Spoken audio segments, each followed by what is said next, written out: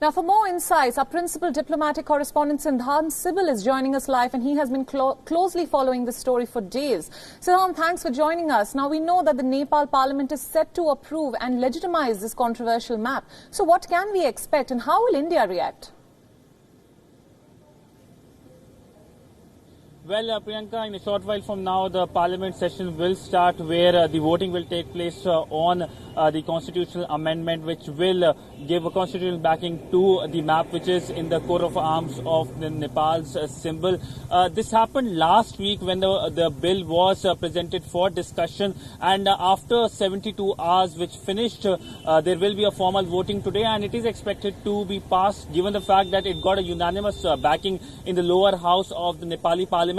Once it's passed in the lower house of the Nepali Parliament, it will go in the upper house, where the same process will happen, and then thereafter the President of Nepal will sign on the law, and it becomes a formal law giving a constitutional backing. But what will be New Delhi's reaction? It will be the same reaction as has been the first reaction when, for the first time last month, we know that the Nepali government issued the map. New Delhi clearly said that this is something violative of the sovereignty and territorial integrity of India, and this is something that New Delhi does not take very kindly, and that was a sharp reaction. And since then, there have been the government in Nepal calling for talks with New Delhi, but New Delhi has clearly said that it is up to the government in Nepal to create a positive atmosphere, and by going forward with the law in the Parliament, it is definitely not creating a positive atmosphere for any talks, deepening the border row between New Delhi and Kathmandu. Right. Now, it seems that the relationship between India and Nepal has already come under plenty of strain over this border dispute. And now the Indian Army's chief has said that these relations will continue to remain strong with Nepal. So what really lies ahead for these two neighbours? Well, if you look at the government-to-government level relationship between New Delhi and Nepal, they have gone through ups and downs. This is, of course, a downward period, something which has been seen, not been seen for almost 2 or 3 decades. And the fact that the Nepali government has come out with a map, it's only going to exacerbate the current row, the deepening and worsening government-to-government relationship. But if you look at the people-to-people relationship, it's something that is civilizational in nature, and this has been reiterated both by the Indian Army chief today and the Indian Ministry of External Affairs last week. When a question was asked on the border row, the answer was on the civilizational, the shared cultural heritage between the two countries. And we know that how New Delhi has been describing the relationship in the past as well. It has been saying that it's a roti beti ka rishta. There are people who are married across the border, and nobody actually knows where Nepal finishes and where India begins, because of the open and long porous border, something that the government in Nepal does not like.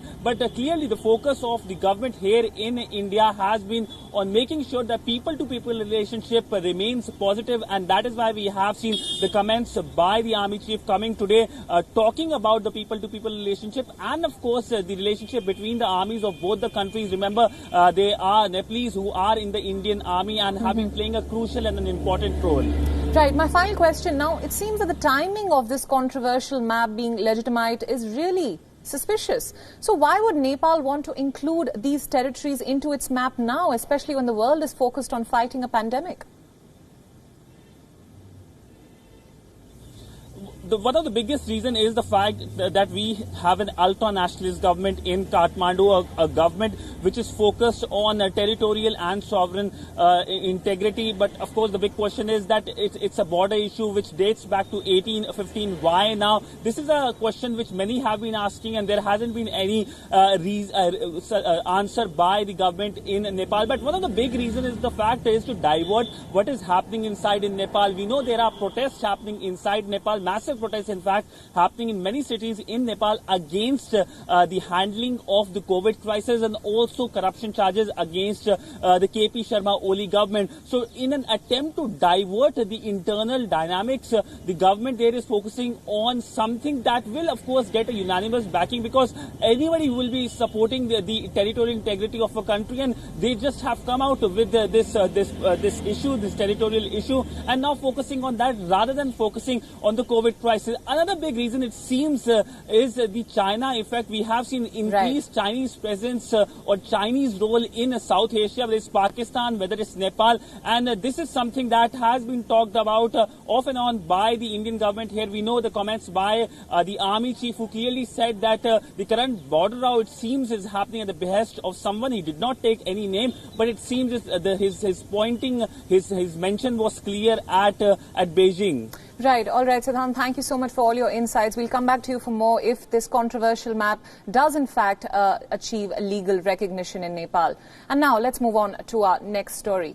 Now, parts of the Chinese capital of Beijing have been locked down due to new COVID-19 cases which have been linked yet again to a meat market. The virus cluster has increased fears of a second wave of COVID-19 infections. Authorities in Beijing have temporarily shut down the Xinfadi wholesale meat market following a rise in locally transmitted coronavirus infections. Officials said that Beijing has entered a wartime emergency mode as 45 people working at this market tested positive for coronavirus, and they were all asymptomatic. Authorities have said that more than 10,000 people linked to the market will now be undergoing the nucleic acid test for COVID-19. As of now, it is not clear how this virus spread, but the shops in the Chinese capital removed salmon from their shelves after the virus causing COVID-19 was discovered on chopping boards, which are used for cutting the imported fish at the market. 就在那个什么，来过什么金生海鲜市场，然后去过那个菜篮子，就是对于这个疫情的患者，他的一个轨迹非常清晰，非常安全。 Meanwhile, 11 residential estates close to the market have now been sealed, and the government has also dropped any plans to reopen primary schools because of the recent spike in cases. The first COVID-19 case was reported at a seafood market as well in the Chinese city of Wuhan in December last year.